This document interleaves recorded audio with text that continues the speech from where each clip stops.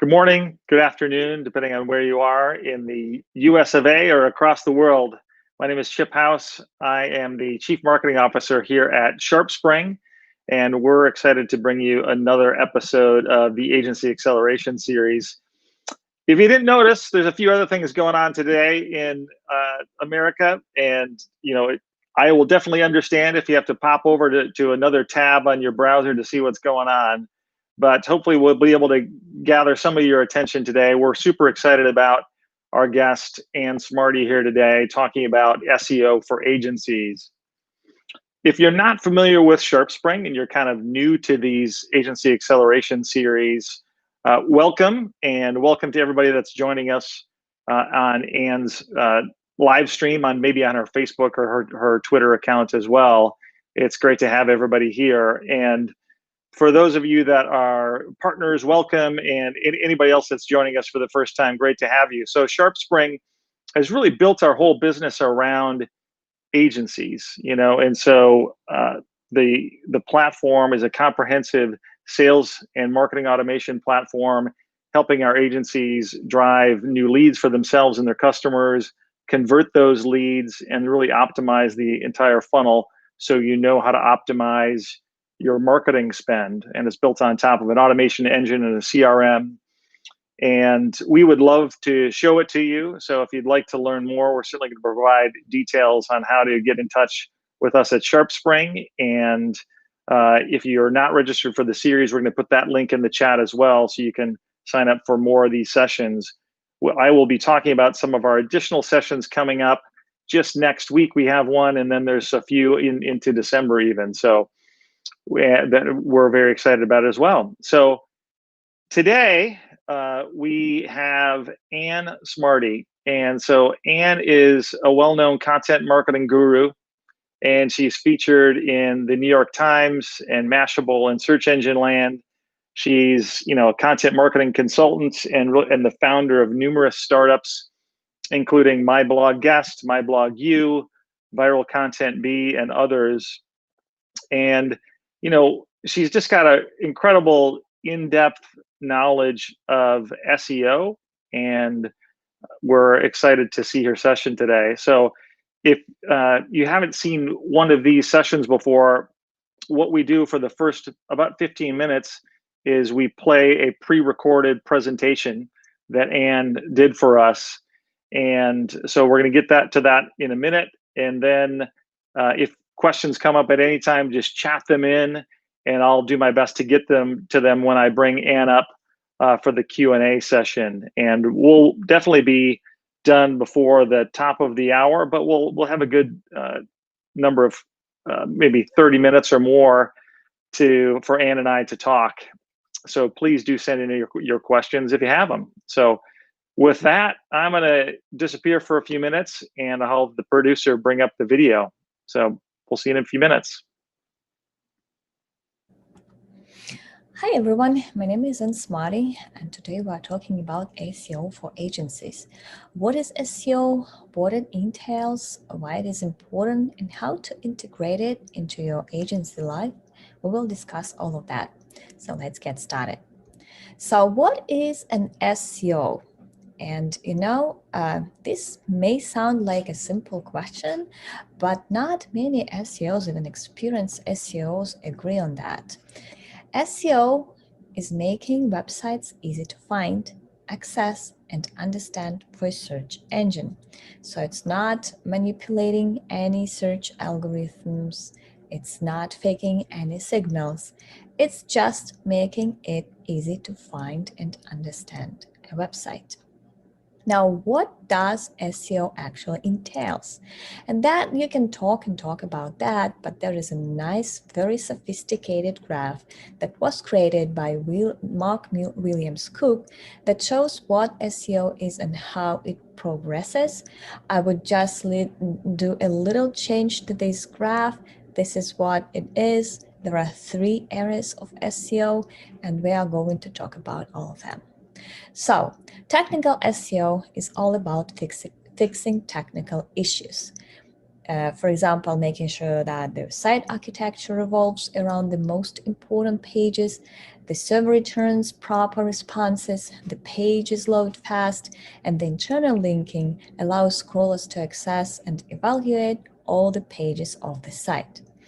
Now, the next area is creating content, and this also includes keyword research, because this content creation and optimization is all about matching relevant search queries to your on-site copy. Now, next one is building links, and this is a never-ending task, also the most challenging of all three. Some SEO experts would claim this is not part of SEO, this is rather PR or any other marketing area that is not SEO. I personally do not agree with that. Links remain the most powerful signal for Google. It is not possible to imagine SEO without links. Links is how Google actually finds your website. So that's how you make your website findable. And since the definition of SEO is making websites findable and accessible, so this is an integral part of SEO, in my opinion. So I like to look at SEO as three of those areas. Now, as the site grows, technical SEO becomes of higher importance, as it gets intensively more difficult to effectively structure the site the way Google can access all pages without getting lost. And link building remains equally important for organic search visibility, regardless of the age or the size of the project. Now, to create an effective SEO strategy, these three areas should be also cross-integrated because they are all interconnected. For example, in most cases, link building teams rely on content created by someone else, be it internal content creation team or some freelancer. So there should be a very good collaboration between these two teams to ensure the effectiveness of link building projects. On the other side, if we're talking about SEO, technical SEO, it can impact all the areas of SEO, because it can broken pages and broken websites can hinder any SEO efforts, because key pages just do not exist anymore, and so they need to be fixed. So as technical SEO is integrated with all other SEO efforts and projects that exist out there. Now, generally, when we are talking about SEO project, it is often impossible to tell which task should come first. There are many tasks that need to happen simultaneously for the whole project to move forward. This is what makes SEO so difficult to manage. And when we're talking about those different SEO tasks, what are those? Like, what do we mean when we're saying SEO project? First of all, people will tell you that SEO is not a rocket science, and I do agree with that. You can manage SEO in-house. You can educate yourself in SEO, but you need to keep in mind that there are lots of tasks and micro projects involved. So what are those? And at the bare minimum, a new site audit includes all of this. And I'm not joking. So what are all of those tasks? Let's start from the beginning. On-site audit, this is where you're trying to find answers to questions like, is there anything broken or hidden from search engines? Is every key landing page linked from across the site? Are there any duplicate content problems on the site? Now, organic visibility audit is seeking answers to questions like, what is the current rankings of the site, which search queries are driving traffic to the site, and which landing pages generate the most organic traffic. Next come organic losses audit, and this is where we're trying to see if there were any traffic dips or declines throughout the site history, and if so, did it coincide with any of the known or rumored Google updates.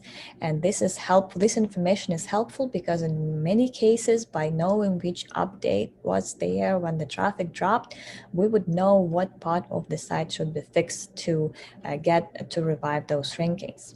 Next comes backlink audit, and this is where we're trying to find dangerous or risky links, those that put your website in a bad neighborhood. Those could be paid links, keyword stuff, irrelevant links, all of those that are telling Google that you were at some point trying to manipulate its signals. Next comes competitive audit and content gaps audit. This is where we're trying to find what our competitors' backlink, link building content strategies are, and which keywords they are targeting that we have, which we failed to find, which we failed to identify. So how to close those gaps. And while trying to answer all of those questions, we are also trying to plan ahead, and we need to know which new content we need to create and how we're going to build those links.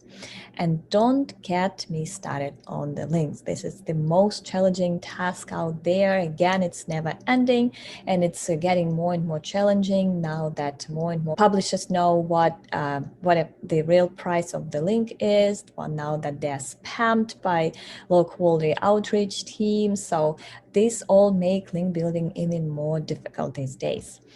Link building in itself can include dozens of tasks involving content creation, graphic design, peer outreach, influencer marketing, and so on and so on forth. And depending on how your agency is structured, some of those tasks may be outsourced, some of those can be kept in-house, but regardless, link builders should be well integrated into the process of creating those linkable assets that they are going to use to build links. Now, link building is one of those most complicated marketing areas you're likely to have to come across. But the good news is that good links bring higher rankings and referral traffic, so it's well worth the effort. Now, let's to sum up, SEO takes a lot of planning, includes lots of various tasks, and also is always changing, and it's never ending. So you cannot just stop it and then go back and put the switch back on and hope that you will be there where you left. No, you will need time to catch up, to revive, to go ahead of your competitors that were not inactive while you were. So all of that makes SEO an ongoing process. So there is no like project-based, there is no done with SEO. Now, the good news is that all of those SEO challenges come with benefits. So if you try to integrate SEO into your agency life, you will see that because SEO takes so much planning, you will be more encouraged to master more project management skills, try more procedures, more tools. So overall, this will make your company much more effective. SEO does include lots of various tasks, so you will be able to involve more of your employees, which is also a good thing. The more employees are kind of integrated into the process, the more motivated they are. So you may find new talent within your company, people willing to help you to innovate and so on. Now it's always changing. So if you integrate SEO in your agency life, you will be always encouraged to educate, to promote self-education among your co-workers. So all of that is very positive for the whole company and for the health of the agency. And my favorite one is that SEO never ending. So if you start providing SEO services or part of SEO services, you will find that your average client lifetime is much better than it used to be, because SEO is very hard to quit, so clients will be with you forever. Now, when it comes to SEO, every business or website needs it, so it's not easy to avoid. Google remains the most effective online traffic source with more than 3.5 billion searches a day worldwide. A presence on Google isn't optional. If a business isn't on Google, it doesn't exist. Google is where most buying journeys start. It's always the only scalable, sustainable source of free traffic. Unlike social media marketing, which is usually interruptive, Google sends pre-qualified leads. Thanks to Google's matching search results to search intent, people turn to Google when they want to find someone or something. So in most cases, they are ready to engage or perform some sort of an action. So it's a very high performing type of traffic you can build to your website. According to Google, most shoppers search Google before buying anything. This means that even after seeing your ad on social media or any other website, your potential customer you invested in is still very likely to search your brand or product name on Google before deciding if you're worth buying from. Unless you can be found, 50% of your ad-driven shoppers will go to your competitors. And this trend, these statistics is coming from Rand Fishkin and Spark Toro. Google is the single largest traffic driver to websites. Google accounts to almost 60% of total referral traffic for the average site, which is 10 times the traffic that Facebook drives to an average site. And this is important. We do see the trend where Google traffic is declining, but it is still the single most powerful traffic driver out there. So SEO and Google SEO in particular is not easy to neglect. You need to be doing that. Everyone needs to be doing that. SEO is complicated, but it is well worth the effort. Unlike PPC, SEO drives long-term results. So the longer you invest in high-quality SEO, the better results are in the long run. It's the accumulative ROI other marketing tactics are lacking. And to sum up, unlike social media marketing, organic search engine optimization is not interruptive. And unlike any form of PPC, SEO offers accumulative growth. And of course, I'm biased here, and this is not to say that you need to quit all other marketing activities out there. On the contrary, you need to diversify your marketing tactics. You need to never rely on any single tactic, be it SEO or anything else. But what I mean to say here is that SEO is pretty darn important. Now, can you manage SEO in-house? It is challenging. It will require some of the structural changes inside your agency, but it's totally doable.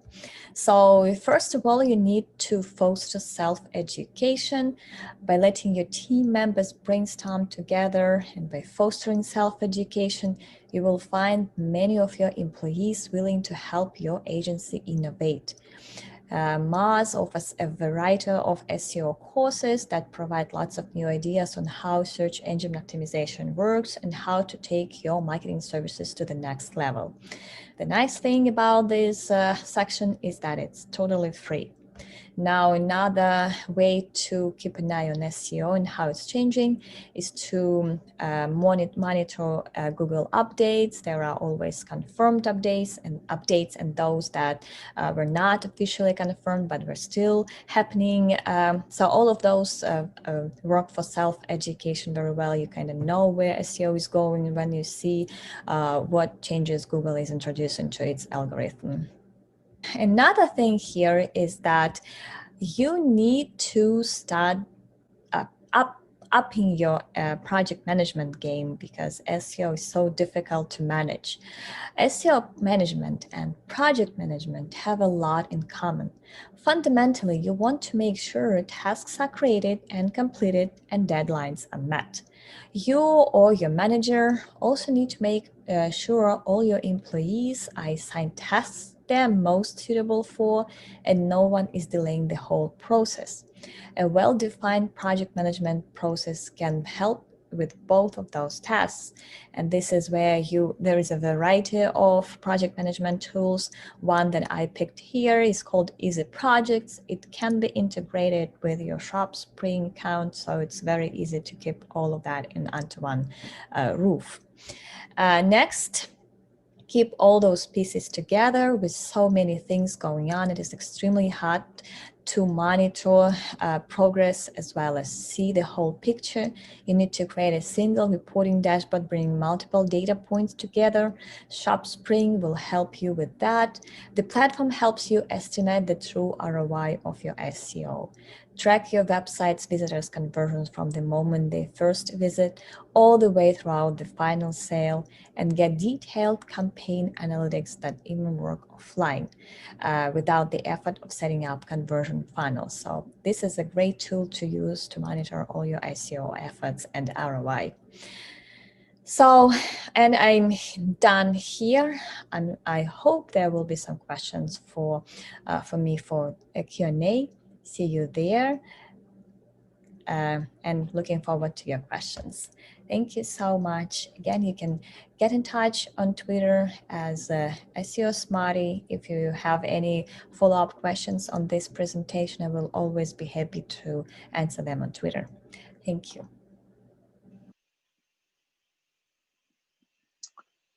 Well, that was a great presentation. Hopefully you enjoyed it as well. I'm excited to be able to bring up Ann Smarty again here. For those of you that are maybe just joining now, again, my name is Chip House. I am the Chief Marketing Officer here at SharpSpring. And Ann, how are you doing today?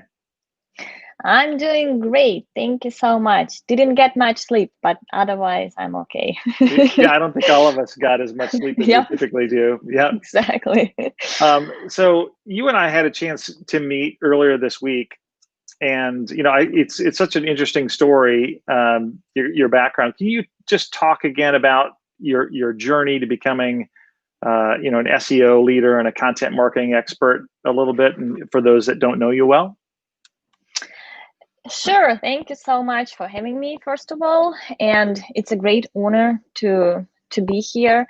I started back in Ukraine, where I was born and raised. It was, I think, 15 years ago. I was still in college and I was looking for a part-time job, got into a little e-commerce site and quickly was promoted to help with marketing that website. And at some point I was invited to my boss's office, and he was like, "Hey, I want you to become a great SEO. Here is the blog of Rand Fishkin." At that time it was still SEO Moss, and here is the blog from Jim Boykin. "I want you to become like these guys." And I was so overwhelmed. There was so much to learn, but 7 years later, I was invited to come to work for one of those guys that was initially I was supposed to be like. And that's what I did, moving to the United States to be analyst for Internet Marketing Ninjas, to join Jim Boykin on his SEO journey. And ever since, I was pretty excited that I'm in this industry, and I'm very helpful that this turned out this way. Yeah, it's such a great story, and Rand is a great guy. We had a chance to talk to Rand Fishkin a few weeks ago as part of this series. I really enjoyed meeting Rand as well. Yeah. So you've been in it for so long, as you mentioned, and it would be great to just get your quick reaction to, what's really changed. How would you describe the state of SEO today? Because it's definitely evolved a lot in the last 15 years since you've been doing it. Yeah, it has changed dramatically. You wouldn't recognize it if you were to join like 15 years ago. If you could go back in time and see what we were doing back then and what was supposed to be the best practice, it has gone a long way. It used to be very technical, and I don't want to say boring, because I kind of miss that time, because it was so predictable and easy, and we can actually do impact within a couple of weeks we could influence our position. So it was exciting. But these days it's much smarter. It's much more integrated into other areas of marketing. You cannot fake algorithm signals as easily as you could back then. You cannot just add your keywords in your document and hope to rank. You really need to provide value, good content. You have to work with your content team on for them to understand the user engagement, how to make your document not just SEO friendly by using your keywords, but how to structure it well for both people and search engines to be able to find that information they're looking for very easily, how to improve engagements with questions, all of that is part of SEO. It has become much more complicated than it used to be. And I think it's a very good thing that happened to that industry, and I'm excited to have been able to witness its long way to what it is now. It has matured, and it's much more interesting than it used to be these days. Not easy at all. It got much more complicated.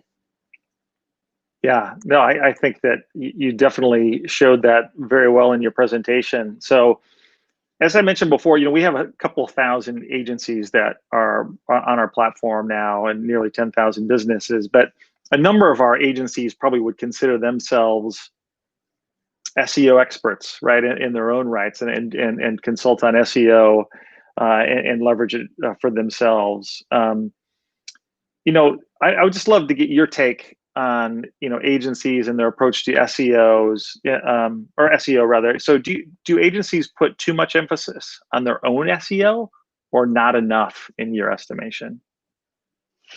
I think it's very similar for all businesses, not just agencies. If you take agency, e-commerce sites, any business, basically, especially small to middle-sized business, what most of them lack is consistency in SEO. Like I said in the presentation, SEO is not a rocket science. You can do it in-house. You can teach yourself, like many of us did. You can hire right people. You can find talent to manage it in-house. So it's doable. It's just, it needs to be consistent. You can just do this, do one tactic this year, and then somehow switch next year and move the focus, or just quit it for a few months, hoping you'll have money. You don't have to actively do something. Like 80% of what you can be doing can be a background work, like monitoring errors, monitoring positions, identifying new opportunities. But it needs to be consistent, because SEO is very hard to catch up on. So if you interrupt it, if you quit something and then start doing something else and then return to whatever you were doing before that, you're just losing a lot of opportunity out there, and you lose time, basically. And SEO is all about time investment, because you cannot do something today and hope it will have an impact tomorrow. It's an accumulative effort that really makes a difference. So consistency is something that most agencies doing their own SEO, most businesses doing their SEO is missing. So a question that I have, and I've been in SaaS marketing for 25 plus years, and I was working at a company with a sort of a global reach, if you will, which is definitely a different focus than an agency that might be more regionally focused for their SEO efforts. Can you talk a little bit about how should an agency or other business that's more maybe regionally focused think differently, if at all, about their SEO? I have had a few clients that are very local, and I'm glad to say that it's easier. The local SEO is still faster. You can see results faster. You can impact. It's much on a lower budget, so it's easier. On the more focus, the better results, the faster results. So if you target some certain area, you don't have to compete for generic keywords like computer repair, right? You do localize those keywords, which makes them less competitive, which makes them more achievable. And same with maps, listings, and all of that. Also, it's still very competitive. Most huge corporations do not do enough of local marketing. So there is that gap for local services and local shops and local services to cover. So it's still much more doable on a lower budget, I would say, which is great, because when I started, SEO was on overall didn't require a lot of investment, so it was doable on a low budget.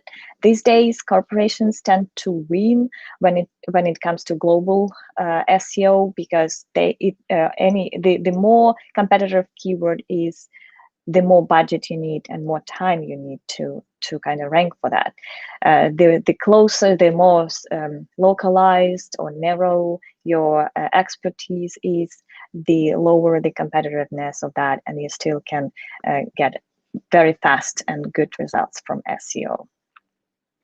Got it. No, that's great advice. And I learned from chatting with you earlier this weekend that I can pretty much throw any SEO question at you, and I know that you'll have a point of view on it. So this is pretty fun, and it's kind of it's a good reminder for everybody out there to chat in your questions. We're starting to see some of them coming in, and I'm going to start getting to them here in a second as well. So this is one of the questions I'm going to ask you now that is a little bit more advanced. At least it was for me. So. One of the ways SEO has changed a lot is the prominence of answer boxes and rich snippets. So describe what those are for people, but then, should agencies be offering services to their clients to help garner these positions? Sure, that's a great question. And the reason is because it shows how much SEO has changed. When we started, there were just blue and green links that you could click and go to that website and find your answer. These days, search engine result pages are much more complicated. They integrate video carousels, image carousels. They show you answers right away to most of the queries. They show people also ask results, which are all those little boxes with follow-up questions on every topic. They show you knowledge base, knowledge graph, which is the quick information on any brand or place you were searching for. So it's much harder these days to get clicks from that from those search result pages, because there is so much going on there. Most of those carousels are also engaging, so you can click and collapse, unfold more information, all of that. It's getting harder and harder to get clicks from search engines, but also there is no alternative to that traffic. So that's still the most targeted useful traffic you can get. So it's still very important to try and get it. So rich snippets and featured snippets are newer. They're not completely new. They've been around for 6 or 7 years at this point. Those are enhanced search results. So what it means is, for rich snippets, you don't just see the title of the page, the link, and the quick description, but you can also see additional information, like, for example, what are the average rating of that product, how many people left reviews there, also when if it's about the event, when it's happening, all of that. Like, what is the if there is an FAQ on that page, you would see the questions covered on that page right inside search results. So these are rich snippets. They can be generated by using schema, so it's doable. It's something you can have an impact on right away. So all you need to do is to code your pages right, so you can have control over that type of search results. There is a different search results called featured snippets. What it does, it is featured. They also refer to those results as answer boxes. So what Google does, it finds a page that does the best job answering a query and puts it on top of everything else. So you show up on top of everything else, just below the ads. So ads are still on top of everything. But so there are ads, there is that featured snippets, and then goes all that fun that I mentioned previously, like videos, images, people also ask, organic search results. All of that mix goes below the featured snippet. So the featured snippet is something that is not as easy as the rich snippet, because there is no code you can use to get there. There are best practices. You can structure your content better for Google to find those answers. You can see what your competitors are featured for and try and replicate whatever they are doing to get featured, but there is no guarantee that you will be featured. So those are much harder to find, to optimize for, but still doable. So both of those give you an extra edge in search results, so competitive advantage in search results. So by all means, do optimize for them. With featured snippets this year, it's not as straightforward because now when you're featured, you lose your organic position, but it's still, in my mind, it's still something we have to optimize for because you appear on top of everything else. And SEO is basically what the purpose of SEO is, get you on top of everyone else in search. So featured snippets is something we do optimize for. Great. Yeah, thank you for that. So is there a place where you would direct people to learn more about snippets? Yes. First of all, you can Google featured snippets, Google's featured snippets, and somewhere on top, it used to be #1. It used to be featured. My article on Mars, which is called "Optimizing How to Optimize for Featured Snippets," it does that pretty fine job at structuring, explaining what it is, what to do to get featured. There is a whole strategy for that, using all those subheadings with your questions that you want to be featured for.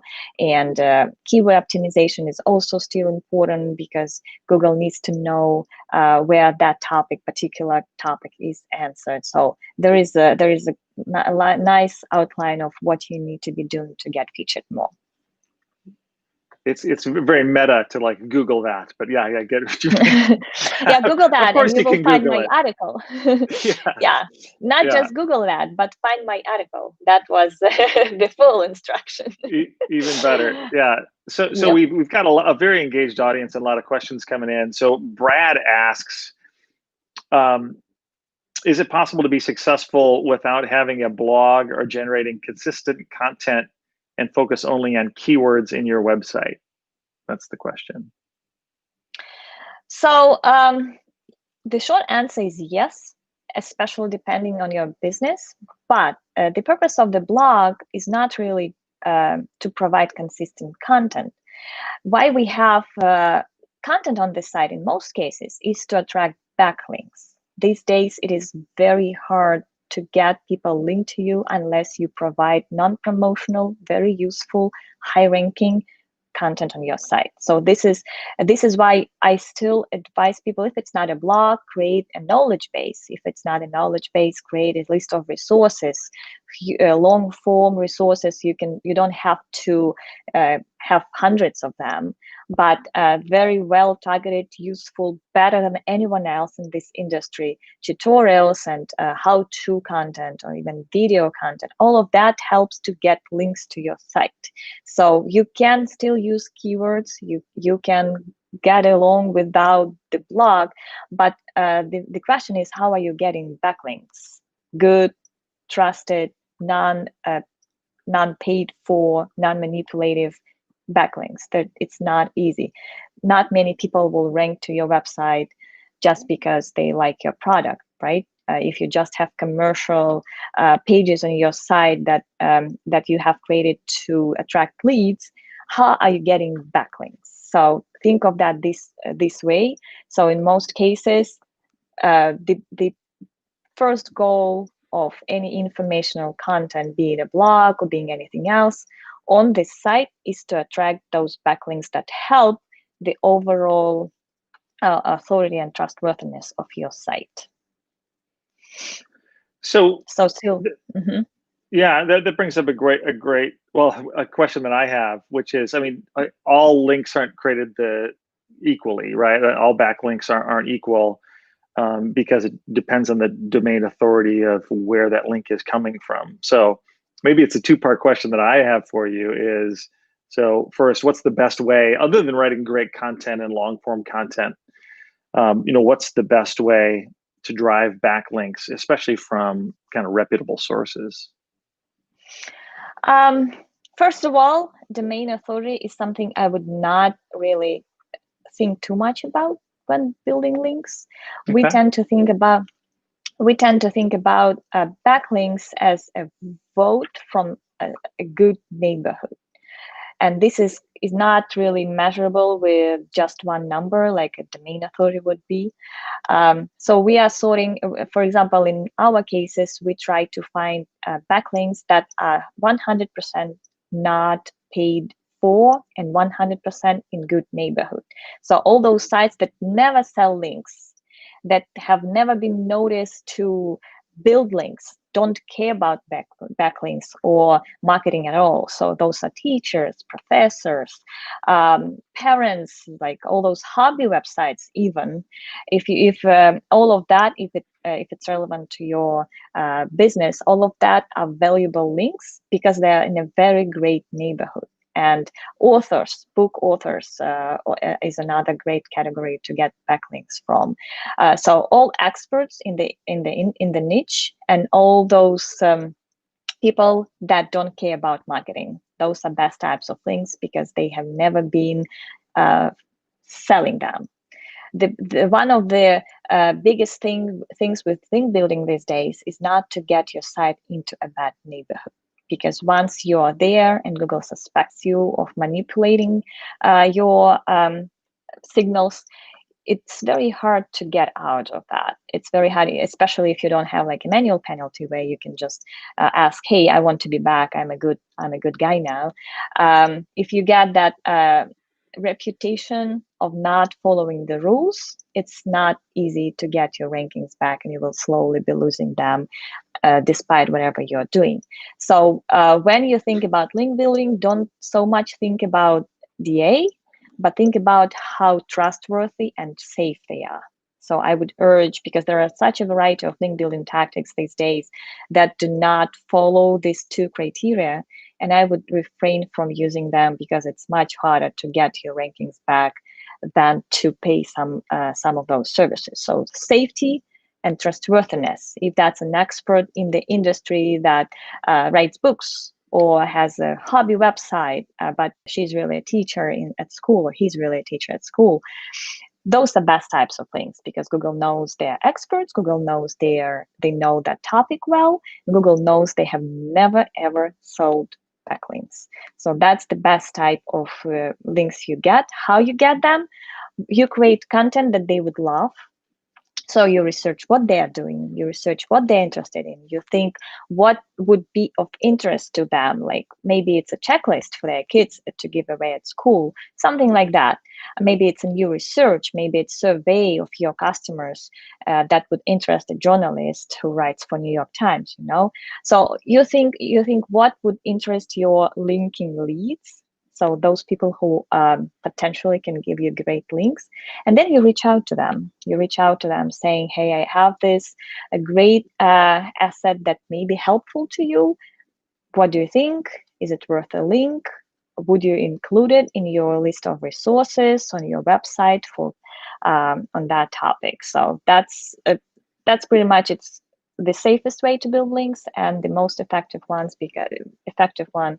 because you kind of do not control those links. It's very organic, natural. You give value, you get links back.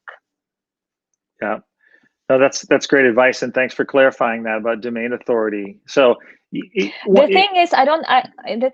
a quick question. The thing is that DA can be misleading. You don't know all the negative factors behind that DA number.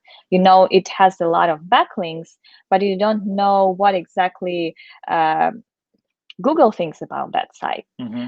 So even if you want to use numbers, use rankings instead. Like how many keywords, how much Google traffic this site is getting. That would be even a better signal for you that site is trusted, because Google would never give high rankings to a website they do not trust. So DA can be that. That's why I don't recommend focusing on that number, because it doesn't show you the actual picture of how safe and trustworthy that website is. If you need numbers to guide you through, I would use rankings instead. How does this site rank has it ever had any dips? Sites like Ahrefs can show you the history of rankings and the history of Google traffic. So if this has been a high ranking website that has a very gradual growth over the years, that there's a good chance that site is trusted, and you can try and get backlinks from that. Got it. Yeah, thank you for the clarification. So you shared one slide that had statistics, and I think you had about 60% of traffic is from Google, and I saw Bing down there, further down. We had a question come in from E. Harshal saying, in the search engine statistics where the Google is shown at 60%, is Bing no longer relevant? I wasn't sure Bing ever was relevant because I always forget about Bing, frankly, but what's your take? Well, first of all, I really want another search engine. Google does need a competitor in search industry badly. Where there is no competition, there is no progress, and I would love Google to have a competitor. So I'm all cheering for Bing, but unfortunately, I have never seen a lot of traffic from that website. That's why, and the best practices that work for Google would work for Bing at this point. So just there is no special strategy for that website, and no, it hasn't ever been a time-worthy channel for me or my clients. So at this point, I don't factor it in my strategy, but I would love to. Got it. No, I hadn't thought about that, but the competition is always good. Yep. So many questions coming in, by the way, and so this is a great topic, and people are enjoying your answers. Clearly, we had a question from V2B where they're asking, what are the 3 most important SEO activities for bloggers? So I'm blogging just for pleasure myself. It's kind of side hobby that I have. What I'm doing, and this is a routine because I don't have much time, so this is a very set routine. I use Ahrefs or SEMrush to find keywords that don't have too high keyword difficulty, and this metric has turned out to be very true to life in my case, especially with those 2 platforms. I'm not using any other, but those 2 have proved very good for that. So I type my core term, whatever I would like to write about, if it's Facebook, YouTube, for example, and then I find longer queries that don't have too high competition. I write an article on that. Of course, while writing, I research existing articles on that, and I try mine to be more useful, better structured, overall providing more information and giving more answers. So always use that, because Google is very good these days at featuring content that really does a good job of helping people, not just being linked to. And that's about it. What I do for backlinks, I don't have lots of time for that, but sometimes when there is a huge trend, I would cover it. For example, in March, I created an article on how, when everyone was being sent home to work from home, to go to school from home, all of that. At that point, I wrote an article on hobbies you can do with your kids while being locked at home. And I wrote, I spent maybe like a couple of hours emailing teachers, emailing bloggers who ever covered that topic, like of difficulty being at home with kids, journalists who covered that, people who collected resources that would be helpful for families to go through that time.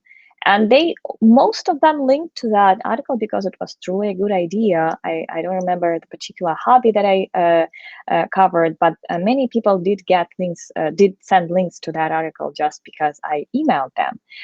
So that took me a day overall to come up with a great article, to write it, and to email people.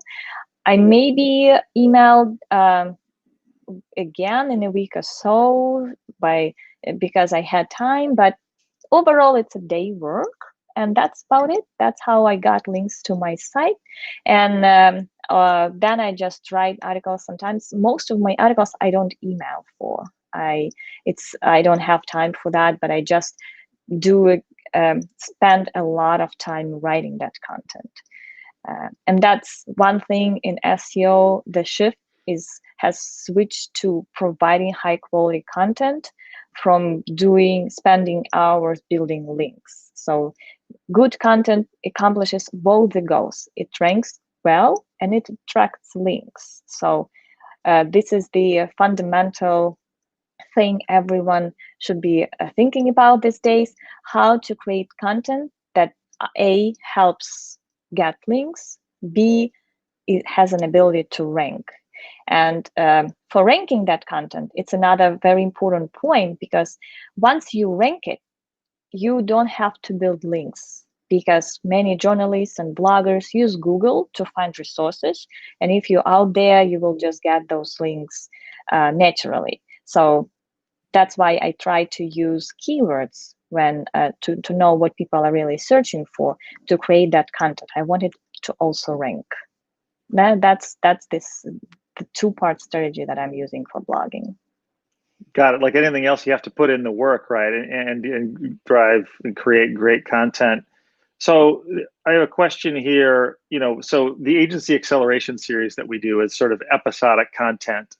And I know that you talk a lot about, the importance of creating quality content, creating a branded content series, so do you have recommendations if agencies out there are looking at doing sort of their own series of content, and how to do it most effectively, and what combination of blogs or downloadables or videos, live streams like this should they think about? So first of all, do interlink all the episodes very well. So think about that. Yeah. Interlink. So you need to every piece to link to your main landing page, and your main landing page to link to every piece. So all of that will help Google to discover everything and rank everything organically very well. So this is the best. And funny enough, most people who create series of content do forget that step. So interlinking, and also every episode links to past, to previous, to future episode, announces it. So all of that helps the whole rank well, because everything links to it. But it also helps with all those long tail rankings for every little part inside that whole. This is the homework that is doable, takes not much time, but it needs to be done. So this is the first step. Next, for the content formats that you can provide, the easy answer is the more the better. And with video or whatever you're creating, it's very easy to create several formats out of one basic asset that you are starting with, by using repurposing or recycling, that which I call recycling content. So for example, if I create videos every week, I have a new video. One video can be transcribed. Here is your article. You can edit it to add some structure, subheadings, but once your video is created, you can create a transcript, and this is your article for your blog. So we have already two formats of that piece, of one piece. Now you can create podcast out of video. Just separate voice from video, edit it a little bit if there was some showing in the picture, or there was a DAG.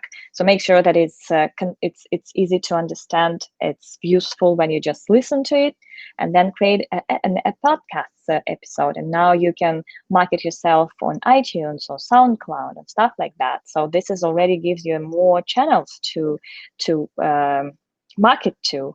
Then, depending on what your video looks like, you can create little videos, 10 seconds or so, for Instagram, Twitter, Facebook, for those little updates, micro videos, and micro content that goes well on social media. So now you have more channels or more updates to publish. Now, when you have that a few videos or assets already live, now you can, there we kind of expanded it. Now we can consolidate back. So all those articles that you wrote on your blog can be put together, and here is your ebook that you can give for free to download. Or at some point, for the right projects, you can collect all those podcasts and create an audiobook. So all of that is, so you expand, then you consolidate, then you expand, then you consolidate. You don't forget to link to everything from every new channel that you create by that expanding thing. And here is your multi-format episodic marketing strategy. That is great. You know, I think we are not going to be able to get to all of today's questions, it doesn't look like. And so what I want to do is, I want to wrap up. I want to talk about what's next in our series, and maybe we'll have a chance to come back for one or two more questions. Ann, and maybe in the future you'll come back and join us, by the way. I know you provided your email address. We'll try to get that into the chat. We'll share an email address of ours that people can chat in some questions. For those, if I don't get to you, I apologize.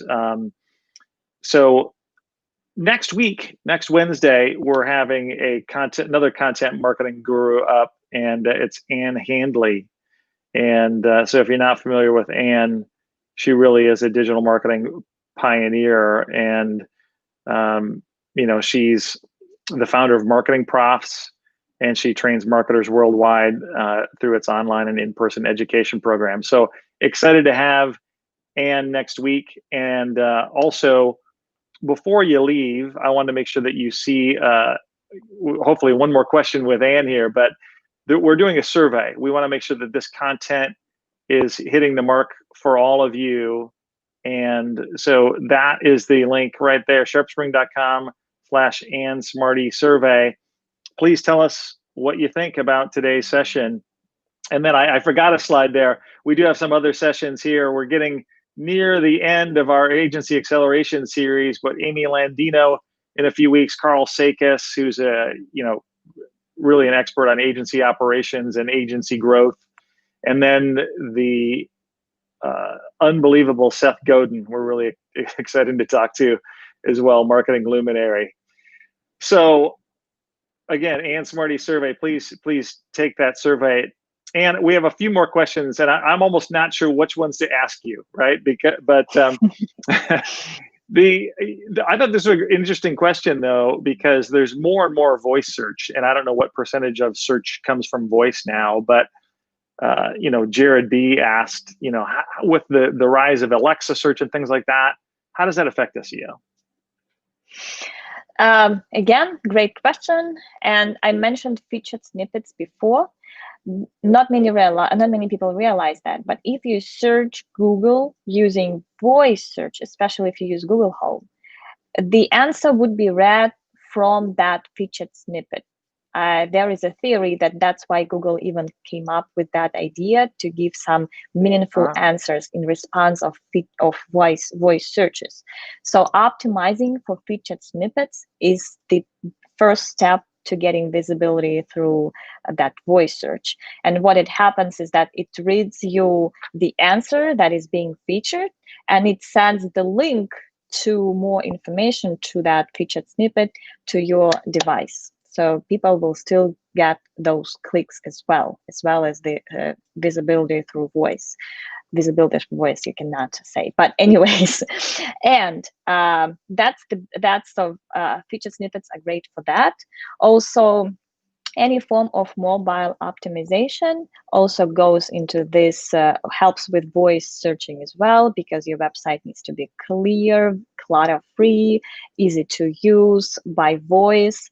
Not too many elements on that page, so the person looking at that and kind of giving commands, what to click, what to do, where to navigate. So it should be navigatable through voice. Which also is good for mobile experience anyways, because you want your mobile site to be clear, clutter-free, fast to load, because many connections can be not done from home, right? So all of that is also helpful for voice search optimization. Great. Yeah, thanks for that. There was more there than I even anticipated. So, and thanks again for joining us. And it was, it was great meeting you. And please do stick around for a few minutes after we wrap up here. I want to make sure that we connect and talk about how else we can work together. So thanks again. And everyone else out there, I know it's an unusual day, so please stay calm and be patient and have a great day. Thanks again for joining us. Bye. Thank you so much for having me. Bye, everyone. Thanks.